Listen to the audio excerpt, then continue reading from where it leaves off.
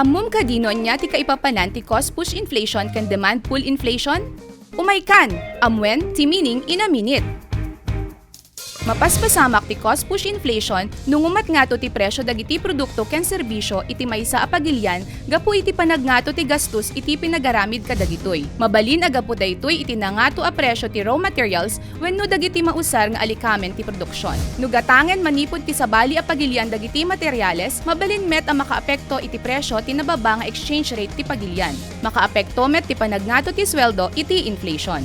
Maibaga tayo nga dati demand pull inflation no nangato ti demand wenno pagkasapulan kadagiti produkto ken serbisyo ngem nababaw wenno saan nga makagiddan ti supply daytoy. Mapaspasamak daytoy kas pagarigan no dakkel ti panaggastos ti gobyerno kadagiti proyekto na. Tunggal na partak ti panagdakkel ti ganansya dagiti umili ken negosyo wenno tunggal na partak ti panagnato ti global demand kadagiti produkto akas iti taraon ken krudo. Ket dayta ti meaning in a minute.